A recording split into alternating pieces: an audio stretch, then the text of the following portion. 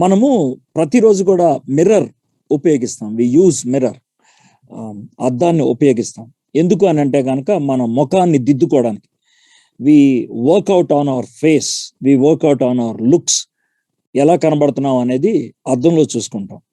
ఒక వ్యక్తి అద్దంలో చూసుకొని తన ముఖాన్ని సరిగ్గా పెట్టుకోలేకపోతే కనుక we find fault with that person. ఆ వ్యక్తిని తప్పు పడతాం, ఎందుకని తన ముఖాన్ని సరిగ్గా పెట్టుకోలేకపోయాడు అని. మిర్రర్ గురించి నేను ఎందుకు మాట్లాడానంటే, history is like a mirror అన్నాడు CS Lewis. History is like a mirror. When you look into the history, it actually reveals why and what you are doing in the present status. ఎందుకు, ఏం చేస్తున్నావు ప్రస్తుతం అనేది మనకి చూపిస్తూ ఉంటుంది. ఎందుకనంటే హిస్టరీ రిపీట్స్. చరిత్ర ఒక విధంగా సైక్లిక్ ఫామ్ లో వెళ్తూ ఉంటుంది. The only difference is it may use advanced gadgets. అది గ్యాడ్జెట్స్ ని అడ్వాన్స్ గా వాడుతూ ఉంటుంది తప్పించి otherwise it is the same. ఒకప్పుడు కర్రలు ఉపయోగించుకునే వాళ్ళేమో, ఆ తర్వాత వాళ్ళు స్వాడ్స్, కత్తులు ఉపయోగించడం మొదలు పెట్టారేమో, ఇప్పుడు గన్లు ఉపయోగించుకోవడం మొదలు పెట్టారు. It only changes the gadgets that are used, అంతేగాని ఇట్ రిపీట్స్. దాంట్లో ఎటువంటి తారతమ్యం కనబడదు. సిఎస్ లూయిస్ ఏమన్నాడంటే, history is the story written by the finger of God. దేవుని యొక్క వేలుతో చరిత్రను దేవుడు రాస్తున్నాడు అని అంటూ ఉంటాడు. ఎందుకు అనంటే, God as far as the whole church is concern, he has a plan. సంఘం విషయంలో దేవుడికంటూ ఒక ప్రణాళిక ఉన్నది. ఆ ప్రణాళికను తాను రీచ్ అవ్వడానికి తాను అన్ని విధాల వర్కౌట్ చేస్తూ ఉంటాడు. కాబట్టి if you look into the church history, సంఘ చరిత్ర చూస్తే, if you look into the biblical history, బైబిల్లో ఉన్న చరిత్ర చూసినా, if you look into the secular history, we see the hand of God. దేవుని యొక్క హస్తాన్ని మనం చూడగలుగుతాం. దేవుడు అనే పేరు కనబడకపోవచ్చు, but still we see the hand of God. దీనికి ఒక క్లాసిక్ ఎగ్జాంపుల్ చెప్పాలంటే, 10 అధ్యాయాలు కలిగినటువంటి ఎస్తేర్ గ్రంథంలో the word God is not there. దేవుడు అనేటువంటి మాట లేదు. And people never use the word prayer, ప్రార్థన అన్న దాన్ని దాంట్లో ఎక్కడ కూడా వాడలేదు. But still sovereign will of God అనేది ఏ విధంగా ఉన్నది, హ్యాండ్ ఆఫ్ గాడ్ ఏ విధంగా ఉన్నది in protecting the Jewish nation. యూదుల్ని కాపాడటానికి దేవుడు ఏ విధంగా ఎస్తేర్ని వాడుకున్నాడు, ఏ విధంగా మొర్దెకైని వాడుకున్నాడు, మనం చూడగలుగుతూ ఉంటాం. We may not find the word Yahweh or Jesus or Holy Spirit or God, but still secular హిస్టరీలో మనం కీన్ గా అబ్జర్వ్ చేస్తే we see the hand of God. Church హిస్టరీలో ఇంకా చాలా క్లియర్ గా కనబడుతుంది. బిబ్లికల్ హిస్టరీలో అయితే it is very much evident.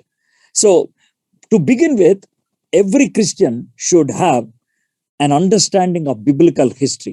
Bible చరిత్ర ఎలా ఉంటుంది అనేది తెలుసుకుంటే మనం చాలా విషయాలు మనం నేర్చుకోగలుగుతాం. ఇంకొంచెం బ్రాడర్ పర్స్పెక్టివ్ లో చూడాలంటే, చర్చ్ హిస్టరీ, సంఘ చరిత్ర, from the time of apostles to our time, ఈ 2000 years హిస్టరీలో what are the changes that have come up in the church and why అనేది మనం తెలుసుకుంటే కనుక we can learn lot of lessons. History అనగానే చాలా మంది తారీఖులు, పేర్లు, ఊర్లు అనుకుంటారు. It's more than that. It is not mere dates, it is not mere names, it is not mere places. It is the spirit of God, the hand of God. దేవుని హస్తము, దేవుని ఉద్దేశము దాంట్లో మనం చూడగలిగితే కనుక ఇట్ బికమ్స్ వెరీ కలర్ఫుల్, చాలా beautiful గా మనకి కనబడేదిగా ఉంటూ ఉంటుంది.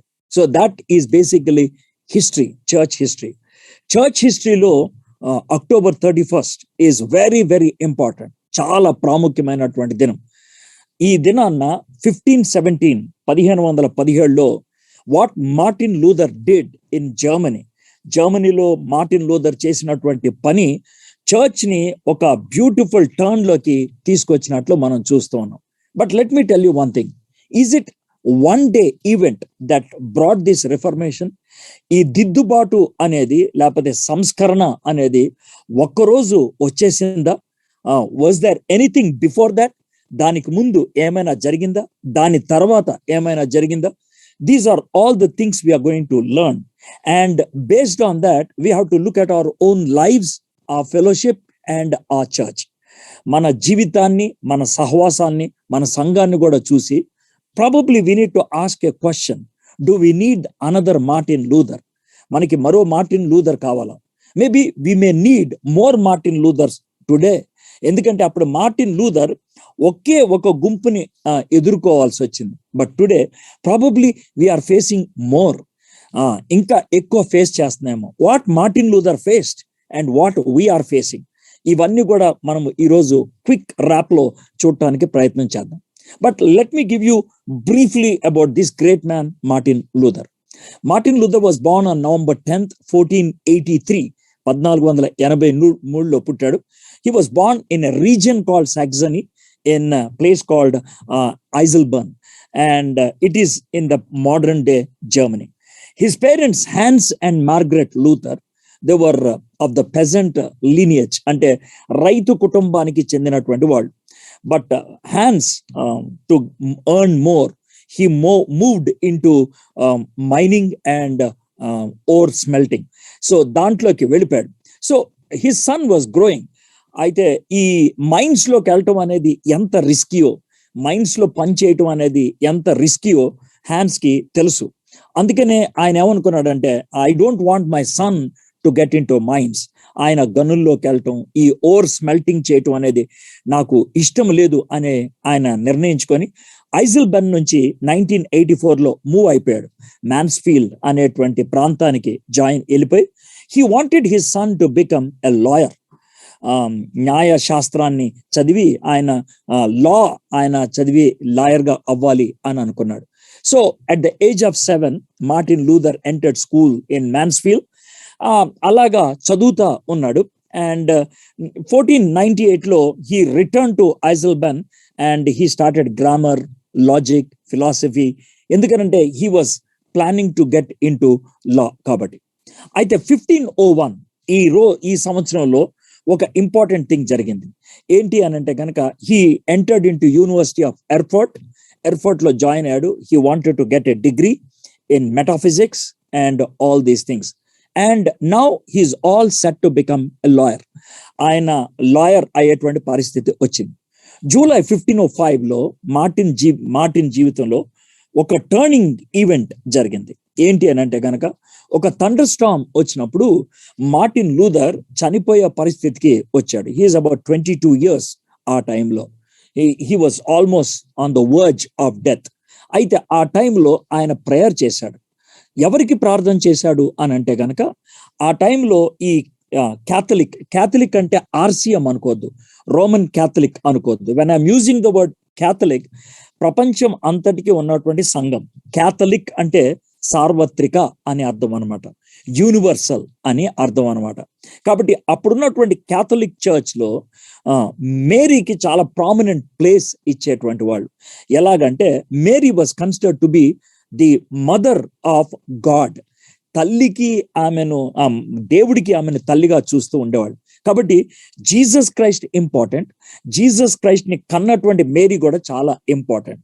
But where from Mary came? మరియమ్మ ఎక్కడి నుంచి వచ్చింది అని అంటే కనుక, జూయిష్ బుక్స్ లో ఎక్కడి నుంచో సంపాదించుకొచ్చారు. ఏమనంటే, మేరీ వాళ్ళ అమ్మ పేరు యానీ అని. కాబట్టి they started worshipping Anne. And Anne is considered as the goddess, the patron saint of miners, patron saints of mines అన్నమాట.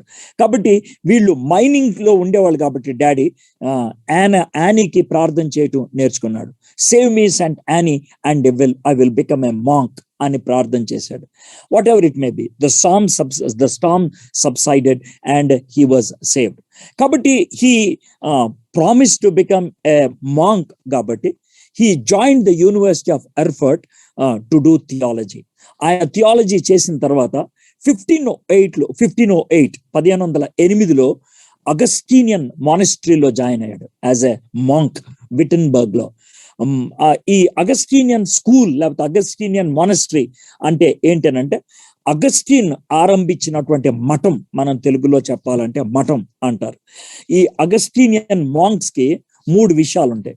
ఒకటి మతనిష్ట. దే ఆర్ పైటిస్, చాలా నిష్ఠగా వాళ్ళు జీవిస్తారు. దే హ్యావ్ వాళ్ళు ప్యాషనేట్ గా ఉంటారు, భక్తి కలిగి ఉంటారు. తర్వాత పేదరికంలో ఉంటారు అనమాట. అంటే ధనం అనేది వాళ్ళు ఆశించకూడదు, ఎక్కువ బట్టలు ఉండకూడదు, ఎక్కువ సుఖాన్ని అనుభవించకూడదు. అది అగస్టీనియన్ స్కూల్, లేకపోతే అగస్టీనియన్ దాని అంటారు ఆర్డర్ అంటారు, దాంట్లో ఉంటూ ఉండేవాడు. So he was into that monastery and he was a monk and he was a priest. ఆయన పరిచర్య చేసేవాడు అయ్యాడు. 1512లో మార్టిన్ లూథర్ రోమ్కి వెళ్ళటం జరిగింది. మార్టిన్ లూథర్కి పోప్ అంటే పిచ్చి, అంటే చాలా ఇష్టం అన్నమాట. ఒక విధంగా చెప్పాలంటే he calls himself as a papist. అంటే నాకు పోప్ అంటే చాలా ఇష్టం, పోప్ని అనుకరించే వాడిని అంటానికి పాపిస్ట్ అని తన్ను తాను పరిచయం చేసుకునేటువంటి వాడు. అయితే ఎప్పుడైతే ఆయన రోమ్కి వెళ్ళాడో, he saw the religious abusers, మతపరంగా భయంకరమైనటువంటి దౌర్భాగ్య కార్యాలు చేసేటువంటి వాళ్ళని చూసి హీ గాట్ వెరీ హర్ట్. ఆయన చాలా బాధపడిపోయాడు. ఏంటి, క్రైస్తవ సంఘం ఇలా అయిపోయింది, వీళ్ళు దోచుకుంటున్నారు మనుషుల్ని అని చాలా బాధపడిపోయాడు. What can I do to set it right? దీన్ని బాగు చేయడానికి ఏం చేయాలి అనేది ఆలోచించాడు. But let me tell you one thing, ఈ విధమైనటువంటి దౌర్భాగ్యమైన పరిస్థితి సంఘములోకి ఒక్కసారిగా వచ్చింది కాదు. It took a long time. చాలా కాలంగా ఈ సంఘం నెమ్మదిగా పతనం అవటం అనేది జరిగింది. అయితే దీన్ని ఎందుకని నేను హైలైట్ చేసి చెప్తున్నాను అంటే, మన సంఘాలు కూడా, మన ఫెలోషిప్స్ కూడా ఒకప్పుడు చాలా మంచివి. లూథరన్ సంఘం కానీ, ఆంగ్లికన్ సంఘం కానీ, బ్యాప్టిస్ట్ సంఘం కానీ, మెథడిస్ట్ సంఘం కానీ, ప్రెస్బిటేరియన్ సంఘం కానీ, ఇవి బిగినింగ్ లో దే ఆర్ వెరీ పయస్, చాలా భక్తిగా ఉండే, and they were very passionate, చాలా భారభరితంగా వాళ్ళు పరిచర్య చేశారు. కానీ ఇప్పుడు మీరు ఇండియాలో చూసినట్లయితే ఆ ప్యాషన్ పోయింది, ఆ బర్డెన్ పోయింది. Even in the western world some of the churches have become empty. సంఘాలు ఎంప్టీ అయిపోయినాయి. ఎందుకు అని అంటే కనుక, యూజువల్గా ఏమని చెప్తారంటే, ఒక ఫెలోషిప్ స్టార్ట్ అయినప్పుడు, ఒక చర్చ్ స్టార్ట్ అయినప్పుడు, ఒక మూమెంట్ స్టార్ట్ అయినప్పుడు 40 years అయిపోయేటప్పటికి దాన్ని స్టార్ట్ చేసినటువంటి జనరేషన్ అంతా వెళ్ళిపోతారు. సెకండ్ జనరేషన్, థర్డ్ జనరేషన్ వాళ్ళు వచ్చేస్తారు. వాళ్ళల్లో ఏమొచ్చేస్తుంది, కాంప్రమైజ్ అనేది వస్తుంది. బిగినింగ్ లో ఉన్నటువంటి ఆ ఉద్రిక్తత ఉండదు. పర్వాలేదులే అని కొంచెం రాజీ పడిపోతారు. ఇది చేయమన్నారు, కొంచెం వయా మీడియా వెళ్తే పర్వాలేదులే అన్నట్లు కాంప్రమైజ్ అయిపోతూ ఉంటారు. రాజీ పడిపోయేటువంటి విషయం చూస్తూ ఉంటాం. ఈరోజు మన సంఘాలలో కాంప్రమైజ్ అనేది చూస్తూ ఉన్నాం. సంఘాలు అని అన్నప్పుడు it may not be in the what you call hierarchy, వాళ్ళకు ఉన్నటువంటి ఆర్డర్లో కాకపోవచ్చు. It can be in the individuals, వ్యక్తి జీవితాల్లో కాంప్రమైజ్ అనేది ఉంటూ ఉంటది. బిగినింగ్ లో పేరెంట్స్ ఉన్నటువంటి భక్తి పిల్లలకి ఉంటుందా? Probably it is not there. కాబట్టి ఫెలోషిప్స్ డ్రై అప్ అయిపోవడానికి the main reason is compromise. Compromise అయిపోయిన తర్వాత కరప్షన్ అనేది జీవితంలోకి వచ్చేస్తుంది. కరప్షన్, ఈ కరప్షన్ అనేది వచ్చినప్పుడు, కాంప్రమైజ్ అనేది వచ్చినప్పుడు ఈ సంఘాలు కాన్ఫ్లిక్ట్ లోకి వెళ్ళటం మొదలు పెడతాయి. కాన్ఫ్లిక్ట్ లోకి అని అంటే కనుక, వాళ్ళకి లోన భక్తి లేదు, లోన సరుకు లేదు, they don't have worth inside, so they wanted to show it off. వేరు విధాలుగా చూస్తూ ఉంటాం. Are we not seeing in our fellowships that kind of conflict? ఆ విధమైనటువంటి పోటీ తత్వాన్ని మనం చూడట్లేదా? విద్ ఇన్ ద చర్చ్ నాకు సీట్ కావాలి, నాకు అథారిటీ కావాలి, నాకు పొజిషన్ కావాలి అని కొట్టుకునేటువంటి వాళ్ళు లేరా? That is all because of dirty competitive spirit. ఒక చర్చ్ కి ఇంకో చర్చ్ కి కాంపిటేటివ్ స్పిరిట్, ఒక మూమెంట్ కి ఇంకొక మూమెంట్ కి కాంపిటేటివ్ స్పిరిట్. కోర్టులు దాకా వెళ్ళిపోయినటువంటి పరిస్థితులు మనం చూస్తా ఉన్నాం. The 3 C's are very dirty: compromise, corruption and competitive spirit. ఇది ఒక విధంగా ఈరోజు సంఘాలను పాడు చేసినాయి, సంఘాలను డిటీరియేషన్ లోకి తీసుకెళ్ళిపోయినాయి. కాబట్టి సంఘాలు ఈరోజు డబ్బుల కోసం తప్పిస్తున్నాయి, లేకపోతే అథారిటీ కోసం తప్పిస్తున్నాయి, వాళ్ళ కోరికలు తీర్చుకోవడానికి తప్పిస్తూ ఉన్నాయి. That is what is happening in the name of God.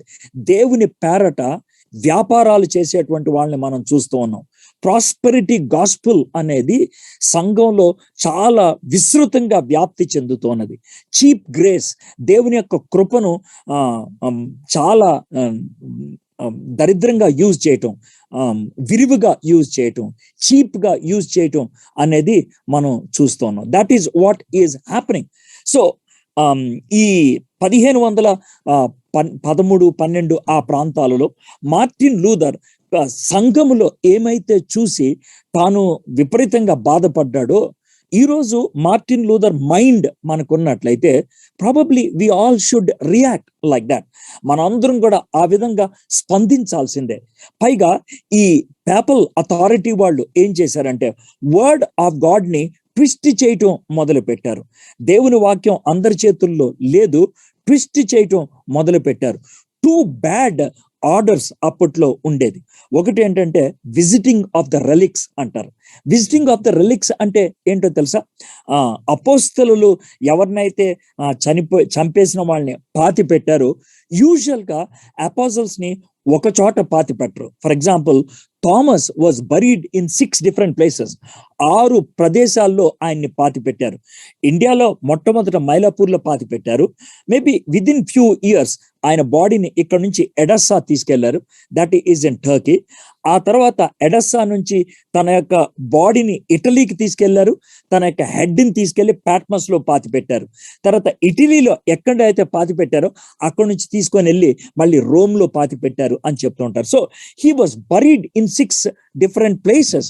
అయితే ఎక్కడెక్కడైతే బరీ చేశారో అక్కడ ఏదో ఒక చిన్న పీస్ మిగిలిపోతుంది, ఒక బోన్ ఏదో ఒకటి. Visiting those tombs, visiting those relics అనేది పరలోకానికి నీకు దోహదపడుతుందని ఒక తప్పుడు సిద్ధాంతాన్ని ప్రతిపాదించడం జరిగింది. This is number 1. రెండోది ఏంటంటే అతి భయంకరమైంది, మార్టిన్ లూథర్కి బాగా కోపం తెప్పించింది ఏంటంటే ఇంటెలిజెన్సెస్. ఇంటెలిజెన్సెస్ అని అంటే ఏంటి అని అంటే కనుక, నువ్వు పరలోకానికి వెళ్ళాలంటే పాపం నుంచి నువ్వు పరిహరింపబడాలి. నీ పాపానికి ప్రాయశ్చిత్తాన్ని నువ్వే ఏదో ఒక విధంగా చేసుకోవాలి. దానికి ఏం చేయాలి? నువ్వు ఏమేమి పాపాలు చేశావో అవన్నీ కూడా ప్రీస్టుల దగ్గరికి వెళ్ళి ఒప్పుకోవాలి, బిషప్పుల దగ్గరికి వెళ్ళి ఒప్పుకోవాలి. ఒప్పుకుంటే గనక వాళ్ళు నువ్వు చేసినటువంటి పాపాలకి ఒక వాల్యూ కడతారు. దాన్ని కడితే గనక పాప పరిహార పత్రం, ఇంటెలిజెన్సెస్ అంటారు, అది మీకు ఇస్తారు. That is what happens. అయితే అక్కడితో ఆగిపోలేదు. వాళ్ళు ఏమని చెప్పారంటే, ఒక వ్యక్తి తాను చేసినటువంటి పాపాన్ని అంతటినీ కూడా బిషప్ దగ్గర ఒప్పుకోకపోవచ్చు, ప్రీస్ట్ దగ్గర ఒప్పుకోకపోవచ్చు, కొన్ని చెప్పాల్సిన విధంగా చెప్పకపోవచ్చు. Like he might use filters. తాను చేసిన పాపం రేంజ్ ఒకటి ఉంటుంది, తాను చెప్పేది ఇంకొక రేంజ్ లో ఉండొచ్చు. సో ఆ గ్యాప్ ఏదైతే ఉంటుందో, ఒకవేళ ఉంటే కనుక వాళ్ళు పరలోకానికి వెళ్ళరు. వాళ్ళు ఏం చేస్తారంటే భూమి నుంచి పరలోకానికి వెళ్ళినప్పుడు మధ్యలో ఒక ఇంటర్మీడియటరీ స్టేజ్, ఒక మధ్య పాయింట్ ఉంటుంది, దాన్ని పర్గరేటరీ అంటారు. ఆ పర్గరేటరీలో ఉండి వాళ్ళు శ్రమను అనుభవిస్తూ ఉంటారన్నమాట. అయితే దానికి వాళ్ళు ఏమన్నారంటే, చచ్చిపోయిన వాళ్ళ కోసం ఇక్కడ గనక వెల చెల్లిస్తే, అంటే ఏంటి, పేపల్ అథారిటీకి గనక డబ్బులు ఇస్తే గనక ఏమవుతుందంటే వాళ్ళు పర్గరేటరీ నుంచి పారడైజ్ కి షిఫ్ట్ అయిపోతారు అనేది వాళ్ళు చెప్తూ ఉంటారు. వాళ్ళు ఏమంటారంటే, ఆఫరింగ్ బాక్స్ లో కాయిన్స్ గలగలబంటే కనుక ఆత్మలు పర్గరేటరీ నుంచి వాళ్ళు పరలోకానికి వెళ్ళిపోతారు అని చెప్పుకుంటూ ఉంటారు. ఇది అక్కడ ఉన్నటువంటి పరిస్థితి అనమాట. ఎంత దౌర్భాగ్యమైనటువంటి పరిస్థితితో మీరు ఆలోచించుకోండి. అయితే మార్టిన్ లూథర్ అలాంటి పరిస్థితుల్లో 1510లో వాళ్ళ తాతగారి కోసం, for his own grand father, he purchased this intelligence. ఇవి కొనుక్కున్నాడు. సో మార్టిన్ లూథర్ సెయింట్స్ ని పూజ చేశాడు, సెయింట్స్ కి ప్రార్థన చేశాడు. తన తాతగారి కోసం ఆయన దాని అంటారు ఇంటెలిజెన్స్ కొన్నాడు. అయితే ఎప్పుడైతే ఇవన్నీ చూశాడో, చూసిన తర్వాత తనలో ఒక విధమైనటువంటి బాధ కలిగింది. ఏంటి అసలు నీతి అనేది ఎలా వస్తుంది, అసలు దేవుడు అంటే ఎవరు, ఆయన క్యారెక్టర్ ఏంటి అని ఆయన తెలుసుకోవాలి అని అనుకున్నాడు. సో అది ఒక జర్నీ లాగా మొదలైంది అనమాట. 1512, 15:13లో తను ఆ జర్నీ మొదలు పెట్టాడు. అంటే ఏంటి? Let me know the truth. నేను అసలు సత్యం తెలుసుకోవాలి. He was actually looking at 2 important aspects. The character of God. అందుట్లో the main issue is the righteousness. దేవుని యొక్క గుణగణాలు ఏంటి? Who is God? తర్వాత నీతి అంటే ఏంటి అనేది తాను చదవాలి అనుకున్నాడు. He wanted to basically study the Mosaic law and the concept of grace. దేవుని యొక్క కృప, ధర్మశాస్త్రం, దీని గురించి చదువుదాం అనుకున్నాడు.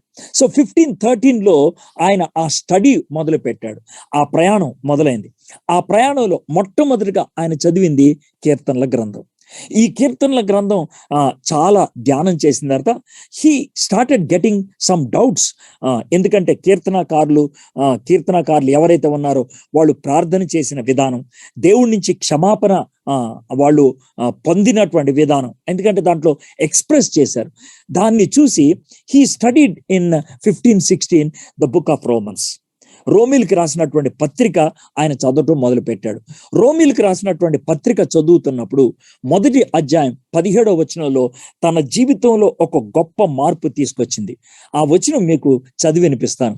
నీతిమంతుడు విశ్వాస మూలముగా జీవించినని రాయబడిన ప్రకారం విశ్వాసము మూలంగా అంతకంతకు విశ్వాసము కలిగినట్లు దేవుని నీతి దాని యందు బయలుపరచబడుచున్నది. This is actually taken from the book of Habakkuk నుంచి తీసుకొచ్చినటువంటి ఈ మాట, నీతిమంతుడు విశ్వాస మూలముగా జీవించును. ఇందుట్లో జస్టిస్ గురించి ఉంది, తర్వాత ఫెయిత్ గురించి ఉంది, లైఫ్ గురించి ఉంది. రైచియస్నెస్, ఫెయిత్, లైఫ్, ఈ మూడు ఒక చోటకి రావటం అనేది హబక్కూక్లో ఉన్నది. దాన్ని ఇక్కడ రోమిల్ రాసిన పత్రికలో పాల్ కోట్ చేయటం జరిగింది. అయితే జాగ్రత్తగా గమనించినట్లయితే ఈ స్టేట్మెంట్ ఏదైతే ఉన్నదో, నీతిమంతుడు విశ్వాస మూలముగా జీవించును అనేది, దీన్ని క్లారిఫై చేయడానికి 3 పుస్తకాలు రాయాల్సి వచ్చింది. రోమిల్కి రాసిన పత్రిక అంతా కూడా నీతి గురించి అయితే, హిబ్రీలకు రాసినటువంటి పుస్తకం అనేది విశ్వాసం గురించి అయితే, గలతీలకు రాసినటువంటి పత్రిక లైఫ్ గురించి. ఈ 3 పత్రికల్లో కూడా ఈ వర్స్ ని కోట్ చేయటం జరిగింది.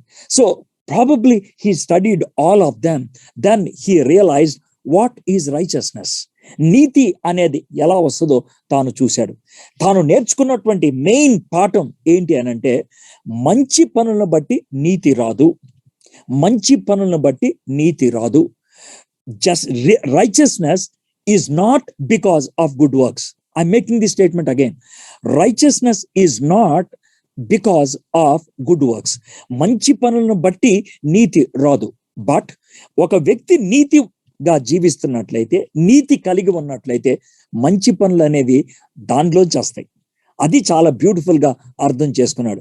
1517లో ఆయన గలతీలకు రాసినటువంటి పత్రిక చదువుతున్నప్పుడు అక్టోబర్ 31వ తారీఖున లూథర్ గారు 95 స్టేట్మెంట్లతో ఆయన ఒక పేపర్ని ఆ క్యాజల్ చర్చ్కి గుమ్మానికి ఆయన కొట్టడం జరిగింది.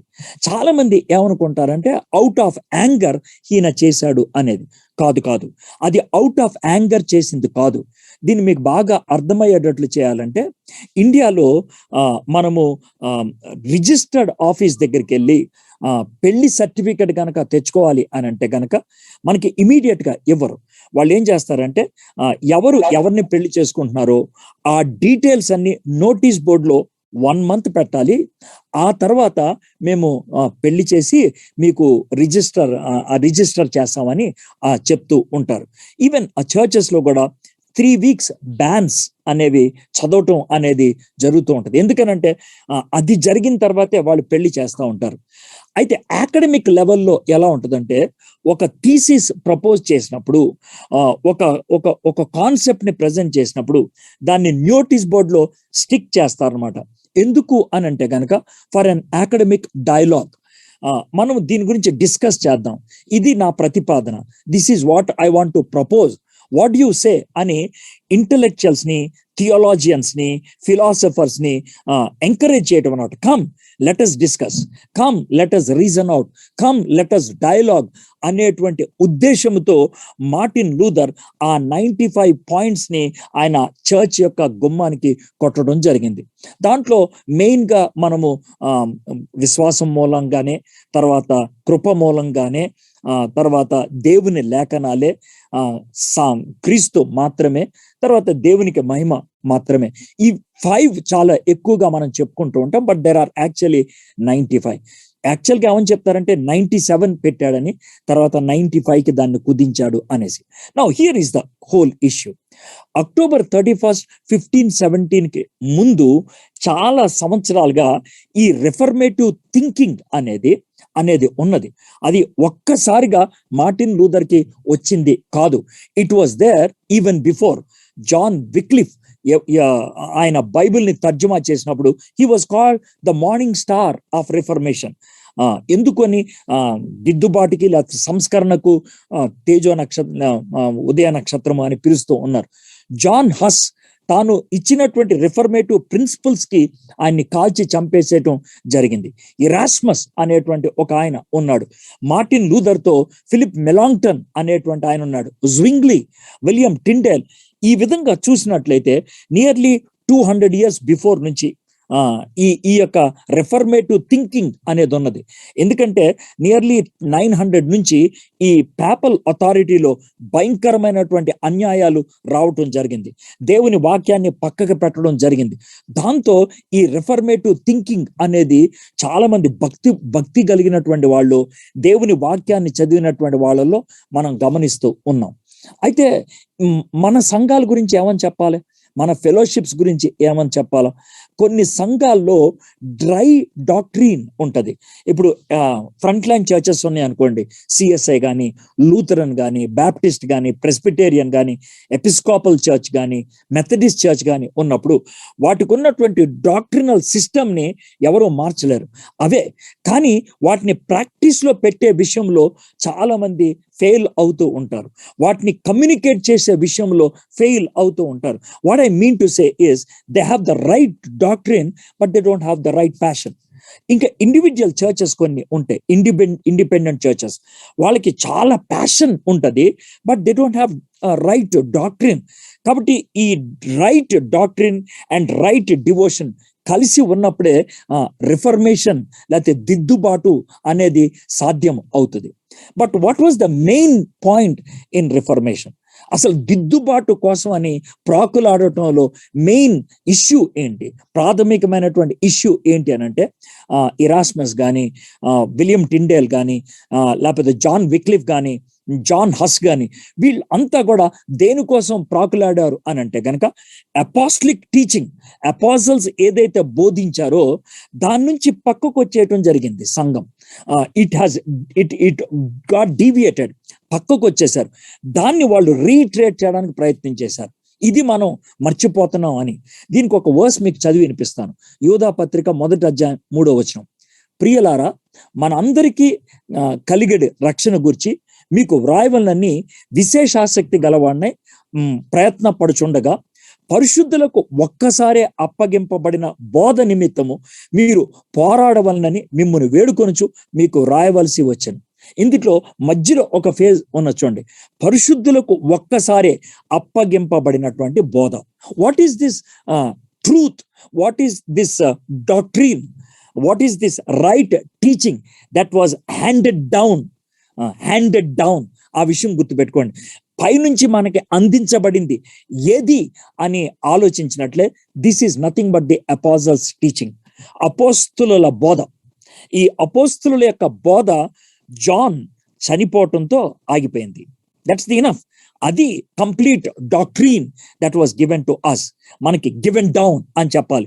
ఏ విధంగా అంటే యేసుక్రీస్తు ప్రభువారు కొంతమంది శిష్యుల్ని ఏర్పరచుకొని పరిశుద్ధాత్మ ద్వారా ఆ శిష్యుల ద్వారా సంఘానికి ఇవ్వాలనుకున్నటువంటి ఆ డాక్ట్రీన్ ఆయన ఇచ్చేశాడు.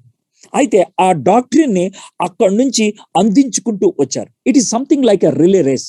రిలే రేస్ మీకు తెలుసు కదా, చేతిలో ఒక బ్యాటన్ ఉంటుంది, ఒక వ్యక్తి పరిగెట్టుకుంటూ వెళ్ళి ఇంకో వ్యక్తికి ఇవ్వాలి. ఈ యొక్క గేమ్ లో you can fail in 2 ways. 2 విధాలుగా ఫెయిల్ అవ్వచ్చు.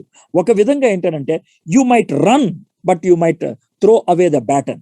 నువ్వు పరిగెట్టుకుంటా వెళ్ళిపోవచ్చు, కానీ బ్యాటన్ కింద పడేయచ్చు. Then you cannot win the race. ఇంకోటి ఏంటంటే బ్యాటన్ గట్టిగా పట్టుకోవచ్చు, but you may got delayed. నువ్వు వెళ్ళటం విషయంలో డిలే అయి ఉండొచ్చు, అప్పుడు కూడా నువ్వు ఓడిపోతూ ఉంటావు. సో బ్యాటన్ని నేను రైట్ టీచింగ్ అంటే కనుక పరిగెత్తటం అనేది రైట్ డివోషన్ అంటాను. ఈ 2 కూడా సంఘంలో సమపాళల్లో ఉండాలి. The right doctrine and the right devotion. So అది ఇట్ వాజ్ హ్యాండెడ్ డౌన్, మనకి అపోస్తల నుంచి అందించబడింది. అందించిన తర్వాత it was given to the 2nd century church leaders. మనం దాన్ని ఫాదర్స్ ఆఫ్ ది చర్చ్ అని అంటాం. అది క్లెమెంట్ అవ్వచ్చు, ఇగ్నేషియస్ అవ్వచ్చు, టువర్డ్స్ ద ఎండ్ టర్టూలియన్ అవ్వచ్చు. ఇంకా తర్వాత ఇంకా ముందుకు వచ్చేసినట్లయితే 4th 5th centuries లో అగస్టీన్ అనే ఆయన ఉన్నాడు. ఆయన చక్కగా ఆ యొక్క మనకి హ్యాండెడ్ డౌన్ ఆ యొక్క డాక్ట్రిన్ అంతటిని, టీచింగ్ అంతటిని కూడా ఒక చక్కటి బుక్ ఫామ్ లో తాను ఇవ్వడానికి ప్రయత్నం చేశాడు. ఇంకా ముందుకు వచ్చేసినట్లయితే 11th 12th centuries లో థామస్ ఎక్వైనస్ అంటారు. ఆయన కూడా ఫిలాసాఫికల్ గా దాన్ని ప్రజెంట్ చేయడానికి ప్రయత్నం చేశారు. సో 4th centuryలో అగస్టిన్ కనబడతాడు. 2nd 3rd centuryలో క్లెమెంట్, ఇగ్నేషియస్, టర్టూలియన్ కనబడుతూ ఉంటారు. ఇక 15th 16th centuryలోకి వచ్చేప్పటికి, ప్రిడామినెంట్లీ 16th century అనాలి, 1513 నుంచి ఈ ముందుకు వచ్చినటువంటి వ్యక్తి మార్టిన్ లూథర్. ఈ మార్టిన్ లూథర్ లో అవి చాలా స్పష్టంగా కనబడుతుంది. This is the doctrine which was given to us, this is the right teaching that is given to us అని మార్టిన్ లూథర్ మనకి అందించాడు. అయితే మార్టిన్ లూథర్ లో కొన్ని క్వశ్చన్స్ వచ్చాయి. ఆ క్వశ్చన్స్ రావటం బట్టి తాను ఈ రిఫర్మేటివ్ థింకింగ్, ఈ దిద్దుబాటులోకి రావడానికి ప్రయత్నం చేశాడు. ఏమంటాడంటే, ఒక వ్యక్తి ఇంకొక వ్యక్తిని పనిష్ చేయడానికి అధికారం లేకపోతే ఆ వ్యక్తిని పనిష్మెంట్ నుంచి ఏ విధంగా తప్పించగలుగుతాడు? If I don't have authority to punish you, I don't have the authority to redeem you from that punishment. ఇప్పుడు మీకు అర్థమైంది కదా. సో పోప్కి ఒక వ్యక్తిని నరకానికి పంపించే అధికారం లేనప్పుడు నరకం నుంచి ఏ విధంగా తప్పించగలుగుతాడు? అది తనకున్నటువంటి ప్రశ్న. ఇది ఫస్ట్ క్వశ్చన్. రెండోది ఏంటి అని అంటే, బిబ్లికల్ గా ఆలోచించినట్లయితే డెత్ తర్వాత no human being has the authority to change the direction. ఈ మానవుల్లో ఎవరికి కూడా ఒక వ్యక్తి చచ్చిపోయిన తర్వాత చచ్చిపోయిన వ్యక్తి యొక్క డైరెక్షన్ ని మార్చలేరు. సో ఈ పర్గరేటరీ అనేది ఎలా వర్కౌట్ అవుతుంది? అది తనకు వచ్చినటువంటి సెకండ్ క్వశ్చన్. ఈ క్వశ్చన్స్ తో ఆయన సతమతమయ్యి ముందు కీర్తనలు చదివాడు, తర్వాత రోమీలకు రాసిన పత్రిక చదివాడు, తర్వాత గలతీలకు రాసిన పత్రిక చదివి ఆ 95 పాయింట్ల థీసిస్ రాశాడు. అది పెట్టినప్పుడు కూడా please try to understand, he was not proposing a rebellion. ఒక రివోల్ట్ని తీసుకురావాలని ఆయన ఏమి ఆలోచించలేదు. నిరసన దినము, రిలే నిరాహార దీక్ష అన్నట్లు ఆయన ఆ చర్చ్కి ఆ బ్యానర్ కొట్టినట్లు కాదు. No, it was for a healthy discussion. మనం డిస్కస్ చేద్దాం, let us try to find out what is truth అనేది ఆయన చేశాడు. మై ఫ్రెండ్స్, మన సంఘాలలో, మన కుటుంబాలలో రిఫర్మేషన్ అనేది ఎప్పుడు వస్తుందంటే, when you have the right doctrine. సరైనటువంటి వాక్యాన్ని ధ్యానం చేసినప్పుడే అది సాధ్యమవుతుంది. అయితే ఒక సంఘములో కాంప్రమైజింగ్ టీచింగ్ ఉన్నప్పుడు, ఒక సంఘములో కాన్ఫ్లిక్టింగ్ సిచ్యుయేషన్స్ ఉన్నప్పుడు, మనలో ఎలాంటి స్పందన లేకుండా అలాగే గడిచిపోతుంది అని అంటే కనుక దాని అర్థం ఏంటి తెలుసా? You don't have the right doctrine. కాబట్టి గుర్తుపెట్టుకోండి, ఎవ్రీ ఇండివిజువల్, ప్రతి క్రైస్తవుడు కూడా దేవుని వాక్యాన్ని చదవాలి. When you read the word of God, when you study the word of God, when you discuss the word of God with like-minded believers, ఒకే మనస్తత్వం కలిగినటువంటి విశ్వాసులు కలిసి డిస్కస్ చేస్తా ఉన్నప్పుడు we can understand what is this apostolic teaching. అపోస్తలుల బోధ అంటే ఏంటో మనకి అర్థమవుతుంది. దేవుడు మనకు అందించినటువంటి ఆ సిద్ధాంత ప్రాతిపదిక ఏంటి అనేది మనకు అర్థమవుతుంది. Then we can play a role a reformative role in our fellowships and churches. మన సంఘాలలో, మన సహవాసాల్లో, మన కుటుంబాలలో ఆ రిఫర్మేటివ్ రోల్ని మనము ప్లే చేయగలుగుతాం. సో ఈ విధంగా 1517లో ఆ థీసిస్ని ఆయన ప్రజెంట్ చేసిన తర్వాత కపుల్ ఆఫ్ ఇయర్స్లో ఈ యొక్క మెసేజ్ పోప్ దగ్గరికి వెళ్ళిపోయింది. ఈ పోప్ ఏం చేశాడంటే లిప్జిగ్ అనేటువంటి ఊర్లో చర్చ్లో జొహాన్ ఎక్ అనేటువంటి ఆయన్ని పంపించాడు. జొహాన్ ఎక్ని పంపించి why don't you discuss with Martin Luther అని మాట్లాడాడు. మార్టిన్ లూథర్, జొహాన్ ఎక్ కలిసి మాట్లాడుకొని జొహాన్ ఎక్కి మార్టిన్ లూథర్ తన యొక్క ఆలోచనలు ఏంటి, తన కన్విక్షన్స్ ఏంటి చాలా క్లియర్గా డిక్లేర్ చేశాడు. ఎప్పుడైతే డిక్లేర్ చేశాడో జొహాన్ ఎక్ తీసుకెళ్లి పోప్కి చెప్పాడు. ఏమనంటే హీఈస్ కంప్లీట్లీ అగైన్స్ యూ అనేసి. So Pope declared a kind of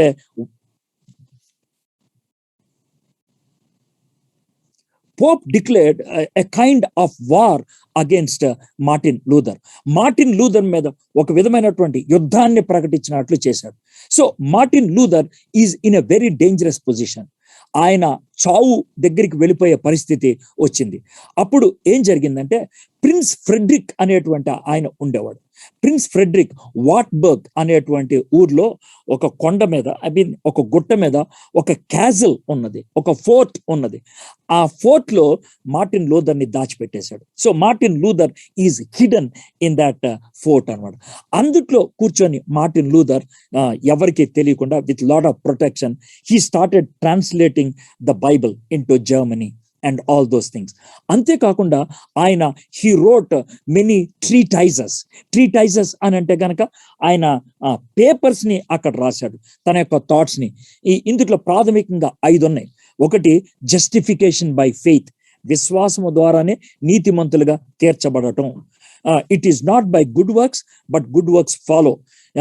మంచి కార్యాలు బట్టి కాదు, మంచి కార్యాలు అనేవి రిజల్ట్ గా వస్తాయి.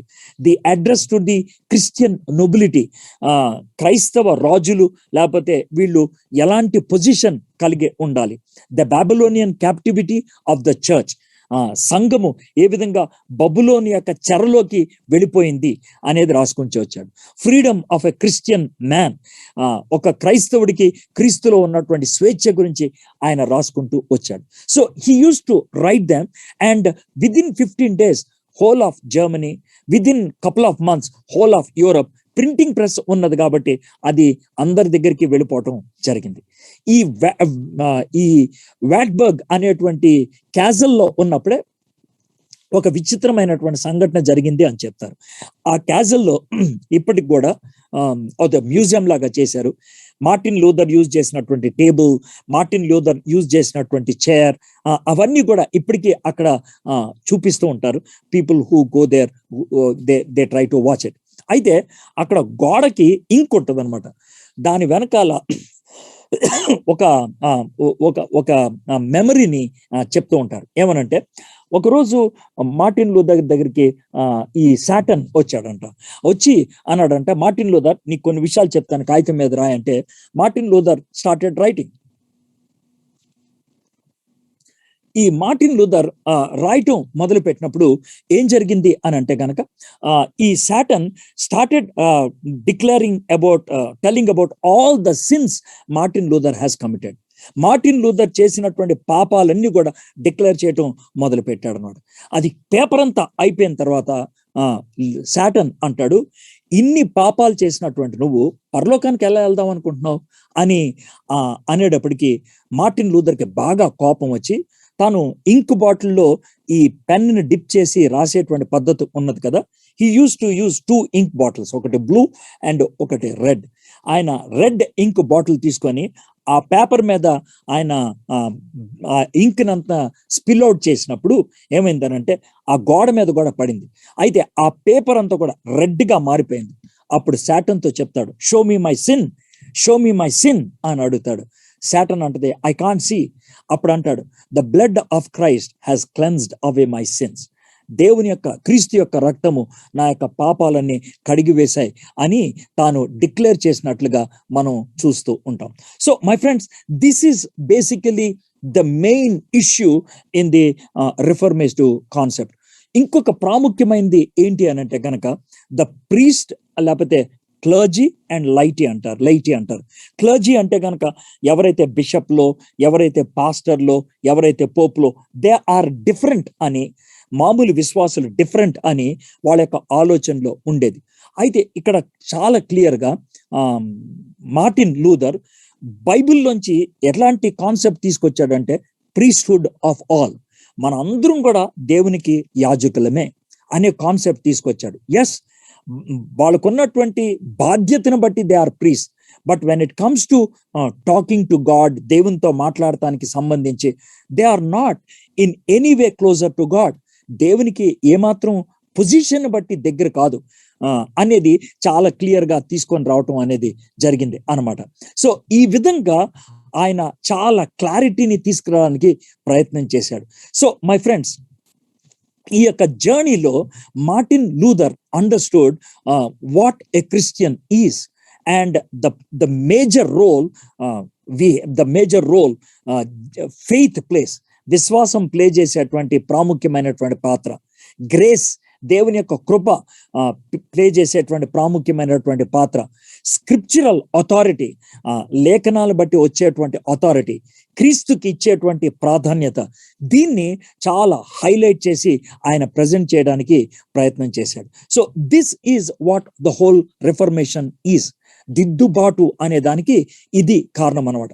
మై ఫ్రెండ్స్, టుడే ఈరోజు సంఘాలలో ప్రాస్పరిటీ గాస్పుల్ అని కానీ, చీప్ గ్రేస్ అని కానీ, లేకపోతే దశమ భాగం అనేటువంటిది సంఘాలలో వేరు వేరు కోణాల్లో ప్రజెంట్ చేయటం కానీ, ఈరోజు నాకు ఒక ఆయన ఫోన్ చేశాడు. ఏంటి అని అంటే కనుక తాను బిజినెస్లో కనుక బాగా వస్తే కనుక తన పాస్టర్ గారికి ఏదో ఇస్తానన్నాడంట, కానీ బిజినెస్ లాస్ అయిపోయింది. అయితే ఇప్పుడు పాస్టర్ గారు వేధించడం మొదలు పెట్టాడంట. ఏమన్నా తెలుసా, నువ్వు ప్రామిస్ చేసావు నాకు ఇస్తానని, నాకు ఇవ్వలేదు కాబట్టి నీకు లాస్ వచ్చింది అనేసి. సో ఈ విధమైనటువంటి వ్యాపారాలు చేసేటువంటి పాస్టర్లు ఉన్నారు. తర్వాత కొంతమంది ఎలా చెప్తూ ఉంటారంటే, నా సంఘానికి ఆమె 200 ఇస్తానంది, ఇచ్చింది, 200 ఇవ్వటం బట్టి ఆమె బిజినెస్ అభివృద్ధి చెందింది. ఆమె చాకలామె బట్టలు ఇస్త్రీ చేసుకునేది. ఆమె ఏం చేసింది, తన ఇస్త్రీ పెట్టిని అమ్మేసి ఆ 200 డబ్బులు తీసుకొచ్చి కుండీలో వేసింది, కలెక్షన్ బాక్స్ లో వేసింది. దేవుడు ఆశీర్వదించాడు, ఇప్పుడు 2 ఇస్త్రీ పెట్లు కొనుక్కుంది. ఇలాంటి టెస్టిమోనీలు ఇవ్వటం అనేది in what way it is different from indulgences? Pope ప్రవేశపెట్టినటువంటి ఆ పాప పరిహార పత్రాలకిను వీళ్ళు ప్రవేశపెట్టినటువంటి ఈ పద్ధతులకి ఏమన్నా వ్యత్యాసం ఉన్నదా? హ్యాండ్ కర్చీఫ్లు అమ్ముకోవటం, చాపలు అమ్ముకోవటం, కొబ్బరి నూనె సీసాలని అమ్ముకోవటం, తర్వాత సంఘాల్లో ప్లేసులు అమ్ముకోవటం, ఇవన్నీ జరగట్లేదా? Is it not happening in our churches? కొన్ని సంఘాల్లో మేము పాస్టర్లము, మేము సేవకులము, వీఆర్ డిఫరెంట్ ఫ్రమ్ యూ, మీ నుంచి మేము వేరు అని చెప్పుకుంటున్నారు. Yes, you are different. ఏ విధంగా? ఒక మోడల్గా ఉండటానికి. అంతేగాని ఒక పాస్టర్ గారు దేవునికి మామూలు బిలీవర్ కంటే పొజిషన్ బట్టి దగ్గరైనటువంటి వ్యక్తి కాదు కదా. Maybe by lifestyle you can become closer to God, not because you are a priest. నువ్వు ఒక పాస్టర్ కాబట్టి దేవుడికి దగ్గర అవ్వవు, నీ జీవితాన్ని బట్టి అవుతూ ఉంటావు. కాబట్టి ఈ విధమైనటువంటి డిస్టెన్స్, సెలబ్రిటీ ఫీలింగ్, తర్వాత we're closer to God then ordinary believers, we're in a different realm అనేటువంటి ఆలోచనలు సంఘాల్లో లేవా? It is there my friends. అప్పుడు పోప్ ఒక్కడే, ఆ పేపల్ అథారిటీ ఒక్కదాని మీదే మార్టిన్ లూథర్ ఫైట్ చేయాల్సి వచ్చింది. బట్ ఈరోజు ప్రతి సంఘంలో ఇలాంటి పద్ధతి ఉన్నది కదా. ప్రతి పరిస్థితిలో కూడా, ప్రతి ఫెలోషిప్ లో కూడా ఇలాంటి స్థితిగతులు ఉన్నాయి కదా. If you are a true believer, నిజమైనటువంటి విశ్వాసి అయితే, if you are following the scriptures, లేఖనాలు చదివేటువంటి వ్యక్తివి, ధ్యానించేటువంటి వ్యక్తివి అయినట్లయితే, everybody has to become a kind of a Martin Luther. ఒక మార్టిన్ లూథర్ లాగా అవ్వాల్సిందే కదా. ఇప్పుడు నేను ఈ మాటలు చెప్తూ ఉన్నప్పుడు, నేను మన సంఘాల్లో ఉన్నటువంటి ఈ దరిద్రమైనటువంటి వ్యాపార స్థితిని చెప్తూ ఉన్నప్పుడు, I know some of you will get hurt, నాకు తెలుసు. Now think about the front line churches in India.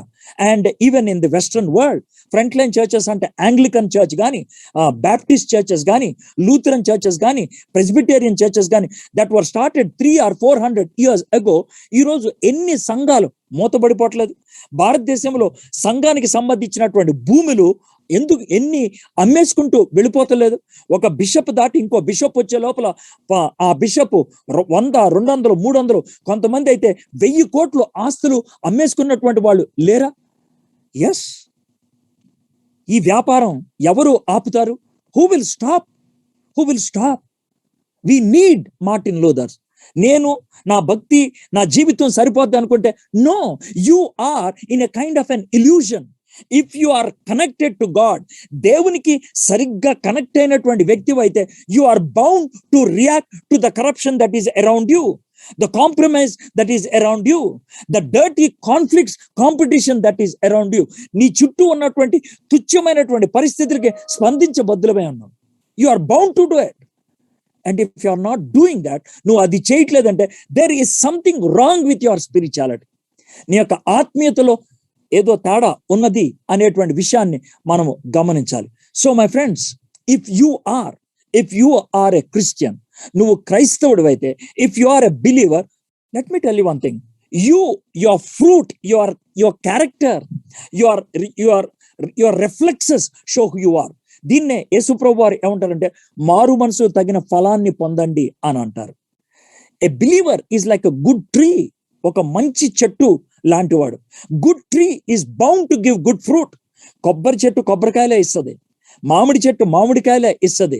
నువ్వు విశ్వాసి అయితే, విశ్వాసికి ఉండేటువంటి ఫ్రూట్ నీకుంటది. Do you have that? అది నీకున్నదా? ఆలోచించండి. A born again person will bear good fruit, but it is not good fruit, it is not good works that makes you a believer. మంచి పనులు నిన్ను విశ్వాసిగా చేయదు, కానీ విశ్వాసివైతే నీ జీవితంలో మంచి పనులు ఖచ్చితంగా ఉండాల్సిందే. That is what Martin Luther wanted to bring the reformation. My friends, what about your family? What about your fellowship? What about the church where you are worshiping? Does it need reformation? దాంట్లో దిద్దుబాటు అవసరమా? దాంట్లో సంస్కరణ అవసరమా? If that is needed, probably you have to play that role. నువ్వు ఆ పాత్రను పోషించాలి. Every church, every fellowship that is compromising, that is in a competitive world, that is corrupt, needs a Martin Luther. ఒక Martin Luther మనకి అవసరం. Can you be that Martin Luther? నువ్వు ఆ Martin Luther లాగా ఉండగలవా? If you are a true Christian, if you have the spirit of God in you, క్రీస్తు ఆత్మ నీలో ఉన్నట్లయితే, పరిశుద్ధాత్ముడు నీలో ఉన్నట్లయితే, how can you be silent? సైలెంట్గా ఎలా ఉండగలుగుతావు? You cannot. Philip Melanchthon, Martin Luther, వీళ్ళంతా కూడా they started reacting to the corruption, the compromising nature, the complacency in the church at a very tender age when they were in 30s. 30 సంవత్సరాలు వచ్చేప్పటికే కొన్నిసార్లు Philip మిలాంగ్టన్ అయితే maybe 25 years దగ్గర నుంచే he started responding to it. వాళ్ళు దానికి స్పందించడం మొదలు పెట్టారు. I don't know what is your age. I don't know how long you have been believer. ఎంత కాలంగా నువ్వు విశ్వాసిగా ఉంటున్నావో నాకు తెలియదు. And if you are a believer, if you are connected to God, దేవునితో కనెక్ట్ అయి ఉన్నట్లయితే కనుక, what is troubling God should trouble you. ఏదైతే దేవుణ్ణి బాధపరుస్తుందో అది నీకు బాధపరచగలిగి ఉండాలి.